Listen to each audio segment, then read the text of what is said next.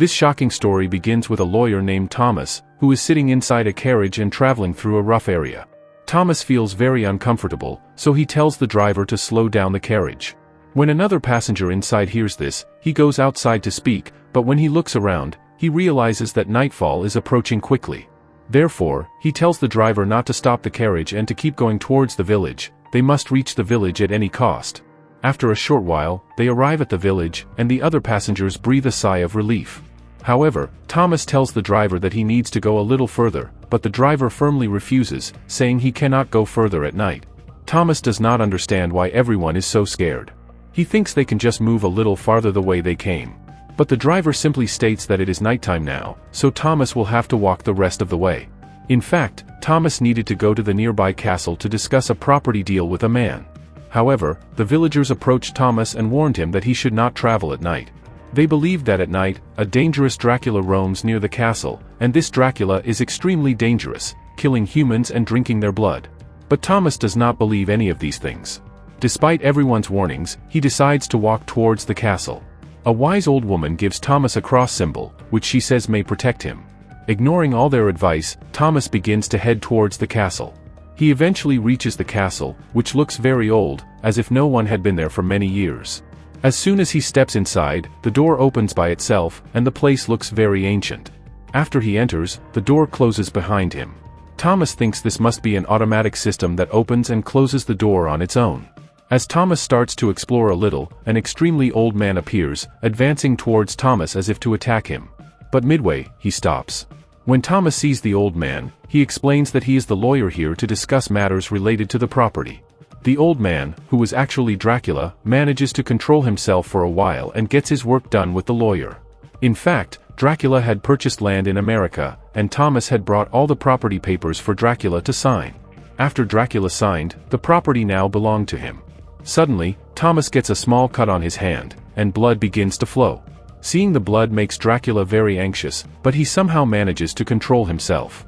By now, it was quite late at night, so Dracula offered Thomas a place to sleep there. Thomas takes all this very casually and goes to a room to spend the night.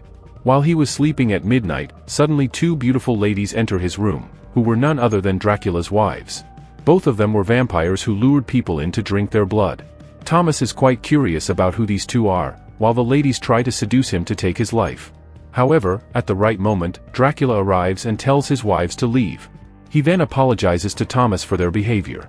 Now, Thomas and Dracula had some important matters related to the property, so they boarded a boat and started crossing the river. There were some workers in the boat who worked for Dracula, and they kept moving forward. Dracula had sealed himself in a coffin because that's where he slept, but Thomas hadn't tied the coffin properly, so it was shifting back and forth due to the jolts. Dracula, inside the coffin, was feeling very uncomfortable. When Thomas realized this, he tried to hold the coffin. After a while, he managed to tie it down, but by then, Dracula was already in a terrible state and was feeling dizzy. At this point, Dracula was very hungry, so he secretly killed two employees working on the ship and drank their blood. When Thomas found out about this, he was completely bewildered. Now, the case was starting to take a turn towards murder. Dracula transformed into his bat form and flew away, but Thomas couldn't do that. As a result, his name was implicated in the entire murder case.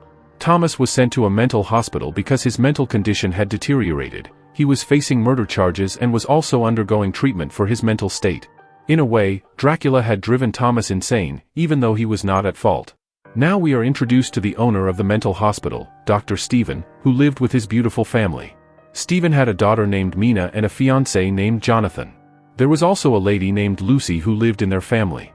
Dracula befriended Dr. Stephen and met his family, but as soon as he saw Lucy, he began to feel attracted to her. Lucy also seemed to have a liking for Dracula in some way. So, what happened next was that Dracula completely fixated on Lucy, wanting to seduce her to drink her blood. Meanwhile, we see Thomas in the mental hospital, whose condition had truly worsened. He had gone completely insane and had lost all common sense. However, Dr. Stephen still believed that Thomas might recover, so he continued to do everything he could to help him get better. At this point, Dracula, who had his eyes on Lucy, kept staring at her from his room. Lucy noticed Thomas and signaled that she was attracted to him. Afterward, she went to bed. Understanding this, Dracula transformed into a bat and was about to enter her room.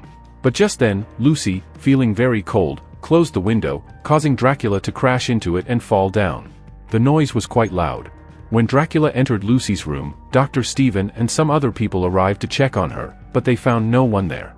However, after some investigation, they left.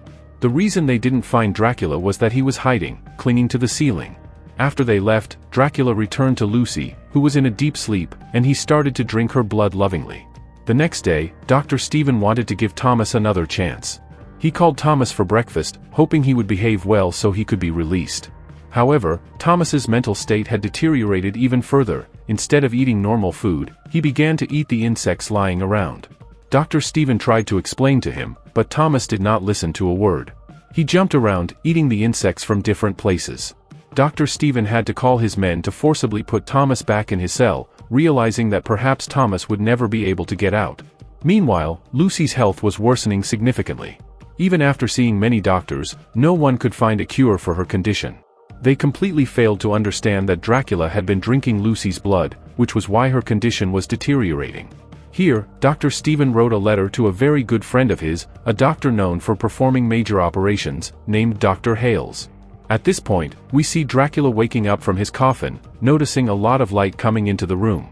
He was very surprised that, despite the light hitting his body, he was not burning. This was a weakness of Dracula. He only came out in the dark and could not roam during the day. If light touched his body, he would burn and die. But now Dracula was very happy and walked into the garden area, where he saw many people having fun. Seeing them made him happy, and he drank wine and ate many different things without any ill effects. Dracula understood that perhaps drinking Lucy's blood had removed all his weaknesses. He could now walk in the daylight and enjoy life like other humans. Suddenly, Thomas appeared in front of Dracula. Thomas was in better shape than before and told Dracula that he should return. Suddenly, Dracula's coat started burning, and he screamed loudly. It then became clear that Dracula was dreaming and was still in his coffin during the night, meaning he hadn't gained any powers at all. We are then shown Dr. Hales, who was explaining some important things to his students when he received a letter from his friend, Dr. Stephen, calling him to treat a family member, Lucy. Dr. Hales immediately rushed to help his friend and examined Lucy, who was still unconscious. When Dr. Hales saw the 2 bite marks on Lucy's neck, he immediately understood that it must have been the work of a dangerous Dracula. He realized that Dracula would come back to drink Lucy's blood again, and this would continue until Lucy died. Dr. Hales informed his friend Stephen about everything and warned him to be cautious, as Dracula might return that very night. Dr. Hales then conducted a bit of research and discovered how to keep Dracula away. He learned that if onions were placed all around the house, no Dracula could enter inside. For this reason, they worked together to fill Lucy's entire room with onions. Although these measures didn't help Lucy fall asleep, she was somehow managing to rest. Now, that night, when Dracula arrived, he truly couldn't enter due to the onions. However, Dracula was not one to give up easily.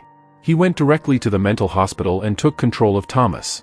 He clearly instructed Thomas to go into Lucy's room and remove all the onions so that he could enter later. Dracula brutally broke open the jail to free Thomas, who fell badly from a height. Following Dracula's instructions, Thomas entered Lucy's room and began to remove all the onions. However, while doing this, Thomas's gaze fell on Lucy's body, and he became slightly attracted to her. He quickly rushed to Lucy's bed. Just then, Lucy's eyes opened, and she screamed loudly upon seeing Thomas. Inside the room, Stephen and the other family members had arrived and, seeing Thomas, they quickly restrained him and locked him back in the mental hospital. But Dracula was still not ready to give up. He used all his powers to control Lucy. He called her to the garden and began to drink her remaining blood continuously. While Dracula was doing this, Mina also came outside and screamed upon seeing him, which attracted Stephen and the others. However, by then, Dracula had already escaped. As they rushed to Lucy, they found her dead. The unfortunate truth was that Lucy had died due to the excessive blood loss from Dracula. They all gathered around Lucy's lifeless body, feeling utterly devastated, as they had lost a beloved family member. Lucy's body was placed in a coffin for her funeral, which would take place the next day when she would be buried. Meanwhile, Dr. Hales was quite tense because anyone bitten or drained of blood by Dracula would turn into a vampire after death. Therefore, Dr. Hales repeatedly told Stephen that they needed to insert a sword with God's cross into Lucy's heart to prevent her from becoming a vampire. But Dr. Stephen argued that how could they bring someone back to life after they had died, and insisted that this was a family member they couldn't treat that way. Though Dr. Stephen refused, Dr. Hales began to think about it. Soon after, Dracula appeared before Dr. Hales and the other family members. Dr. Hale started contemplating and suspected that this was indeed Dracula, as none of the family members had any doubts until that point about who had drained Lucy's blood. But Hales quickly understood this and asked Dracula a few questions, yet Dracula left without answering anything. Now, Dr. Hales kept a close watch on Dracula, confirming his suspicions that this Dracula had recently moved into the property nearby and was the one who had killed Lucy by drinking her blood. Now we see the coffin where Lucy's dead body was placed. There was a caretaker there who suddenly started hearing a voice. It was actually Lucy's voice, calling for help from inside the coffin. The caretaker was very shocked, wondering how this could happen.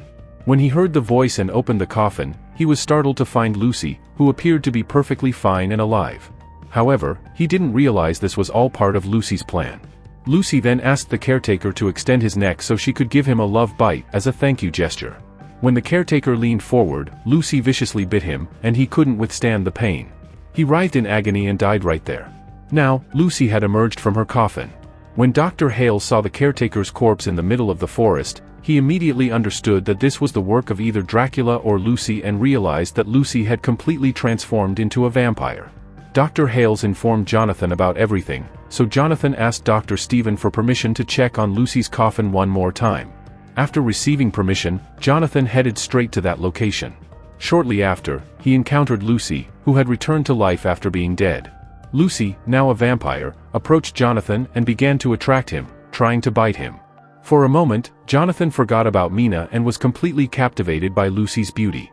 Just as Lucy was about to bite Jonathan, Dr. Hales arrived from behind and showed Lucy the symbol of the cross, causing her to recoil in fear and retreat back to her coffin, pretending to sleep, as vampires are greatly afraid of crosses. Dr. Hales then took Jonathan to the coffin and explained that they needed to insert a wooden cross into Lucy's heart for her to truly die, otherwise, she would remain a vampire, living under all conditions. However, Jonathan was still not convinced. But Dr. Hales explained that there was another method. They would have to stuff onions into her mouth, cut off her ears, and then decapitate her. Hearing this, Jonathan said that the first method was definitely the best option. So now, with the wooden cross in his hand, Jonathan stood by Dr. Hales, knowing that this attack would get their clothes dirty. Jonathan placed the cross on Lucy's heart and struck it with a hammer, killing Lucy instantly, and her blood splattered everywhere. Thus, Lucy was finished. Now it was time for the real Dracula, who was moving on to kill more people. We see Dracula, who was keeping an eye on Jonathan's fiancée, Mina. He wanted to make Mina his wife, so he began trying to control her. However, in the room with Mina was also her maid. When Dracula attempted to exert control, he became confused by which command to give to either of them. So, he went inside himself but mistakenly brought the hefty maid with him. He then went back to get Mina, but by that time, Jonathan and Dr. Hales had already arrived. When Dr. Stephen learned that they had completely destroyed Lucy's body, he got a bit angry but then calmed down since Lucy was already dead. Meanwhile, Dracula had kidnapped Mina and took her directly to his palace. He began dancing with her extensively and ultimately bit her neck, turning Mina into a vampire, completely under Dracula's control. The next day, when Jonathan came to see Mina, she was behaving quite oddly towards him. Jonathan spoke to her normally, but for some reason, Mina was clinging to him. Shortly after, Dr. Stephen arrived, and at that moment, Mina acted as if Jonathan was making advances toward her. Dr. Stephen got angry at this and told them to separate because their wedding was still pending. They could do all this after their marriage. Dr. Hales also arrived, and Jonathan told him that he felt Mina's behavior had changed. Suspecting something, Dr. Hales checked Mina's neck, where he literally found the bite marks from Dracula. So now, Mina had also converted into a vampire and was obeying Dracula's commands. Dr. Stephen, however, did not believe this, so Dr. Halesky took out a small cross and placed it on Mina's hands. Mina's body jolted, and she immediately fell unconscious on the bed. The spot where the cross had been placed was completely burned, confirming that Mina had indeed become a vampire. Dr. Stephen also began to trust Dr. Halesky's words. Dr. Halesky insisted that they needed to capture Dracula because he was the one converting their family members into vampires. However, they had no concrete evidence that Dracula was the same man who had just recently moved in next door. Dr. Halesky then revealed that he had a plan that would help them discover if Dracula was indeed who they thought he was, bringing the truth to light. Following Dr. Halesky's advice, Dr. Stephen held a grand party in his mansion, inviting everyone, including Dracula. However, Dracula felt something strange as he entered the party. Thomas, who considered him his master, approached him. Dracula advised him that if anything went wrong, he should leave and not call him master.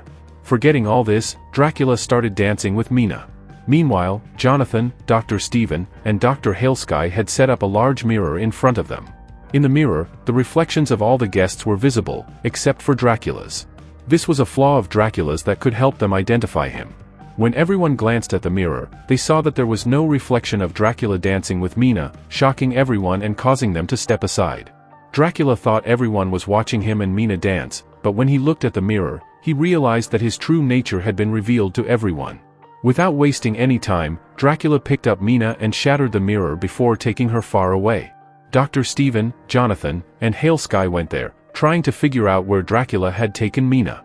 Halesky then mentioned that he had heard Thomas calling out "Master, Master," suggesting that Thomas might know where Dracula had gone. So, they decided to follow Thomas, who was running towards a rocky area. The three of them followed him and eventually found Dracula, who was slowly approaching Mina to drain the rest of her blood. If he succeeded, Mina would die instantly and convert into a vampire. Just then, Jonathan, Dr. Stephen, and Dr. Halesky arrived. However, Dracula was so powerful that he managed to overpower all three of them at once, causing significant damage. He even lifted Jonathan effortlessly. But soon, they realized that morning was approaching, and a lot of sunlight began to filter into the house. Dr. Halesky started removing the wooden tiles from the floor, allowing the light to shine down on Dracula, which began to burn his body. Unable to withstand it, Dracula transformed himself into a bat and hid in the darkness above the house. The three of them started to worry that if he wasn't killed and night fell again, he would come after them. But they didn't need to worry because Thomas was still on the roof, yelling "Master, Master." He also removed the wooden tiles there, allowing more light to shine down, causing Dracula, in bat form, to faint and fall. The intense light turned his body to ashes, meaning they had successfully killed Dracula. As soon as Dracula died, Mina regained consciousness, and Jonathan picked her up to take her away. Meanwhile, Thomas was mourning for his master. He gathered Dracula's ashes and placed them in a coffin, as if holding a funeral for him. Dr. Stephen approached Thomas and tried to explain once more that his master was gone and that he was now completely free to live his life on his own terms. Thomas began to understand these words. And after forgetting all these things, Dr. Halesky checks the coffin one last time and then leaves for a distant place. With Dracula's death, the story ends here.